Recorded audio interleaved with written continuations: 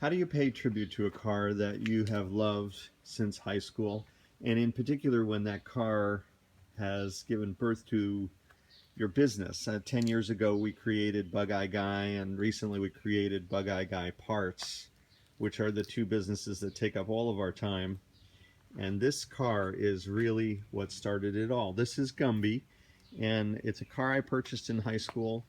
And for almost 40 years, I drove this thing around as pretty much a beater. It never really had the care and attention that all of our customer cars have had. And this year, when we crossed the 200 car threshold, as of 2017, we sold 204 Bugeyes. We decided it was time to make Gumby into something incredibly special, and we've obsessed about all the details and made this car into more of a sculpture. Of course, it's got all kinds of trick mechanical stuff, but I'll show you that in another video. So I just want to give you a quick walk around tour of the details that we built into this car, because with 200 cars now out the door, we really want to keep working on pushing the envelope for these wonderful sports cars. And Gumby is a template of what we can do a lot more of for customers going forward. The main thing about this car, I think, that we're most excited about is all the leather work that we did. We got this hide custom dyed. It's a West German hide that it's just beautiful leather, and it's just feels great and smells great, of course. And we embossed it to give it a little bit more texture. And then we worked particularly hard trying to figure out how could we use the original seats, which is a very simple design, and make it into something more elegant and better.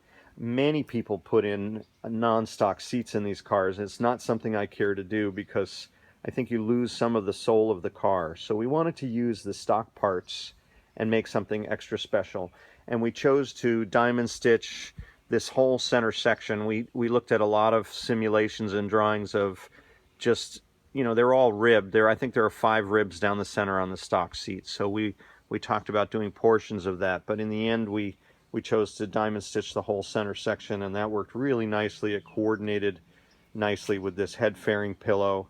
We had to make this piping. We wanted a silver metallic piping, and so this is a carbon fiber, simulated carbon fiber anyway, vinyl that we sewed into piping. And then we also went with a silver inertia reel seat belt in the back to also coordinate. This Hardora mat has a lot of silver in it too, so that was a really nice complement to the whole graphic scheme of this, or the color scheme.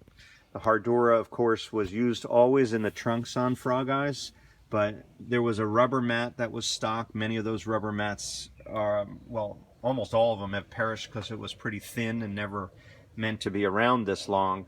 The Hardora is more durable. It's the first time we used it for tunnel mats and also footwell mats, and we're now making those kits for people who want to do the same and offering that in our catalog. But the cool thing here was that we were able to be more authentic than carpet. Carpet has become sort of the standard, but it was never sold in Frog Eyes. And so now we have another option, and Gumby was the right place for us to experiment with that.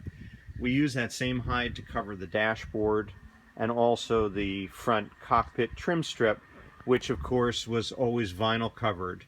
But for Gumby, we wanted to take it up a few notches, and so we stitched around the perimeter and also along the top of the trim strip. Now, the dashboard alone on this thing is probably got 10 hours of restoration work. It was really important to me to make sure that the dashboard was accurate, because I feel like that's what you look at all the time. It's what you see first, and it has to really match the original design. So many of these cars have extra holes and the switches in the wrong places. These are all in the right place. These are all the correct gauges and the correct switches, correct ignition switch. And the thing is that Gumby, when I got it in 1979, there was a series of switches all along here. There was a radio hole. It was all perforated, and we had to weld up all of this and smooth it out and make sure it was a perfect foundation so it wouldn't telegraph through the leather. And that was a huge project because the dashboard was far from straight. But again, a really nice result. We wanted to use wood primarily because the black wheel that I started testing on this car, it just didn't look right. So The wood accent and wood shift knobs seem right to me because, again, a much better color match. We had to make a heel pad here, so Kenny did a beautiful job of sewing some wool green carpeting into the footwell.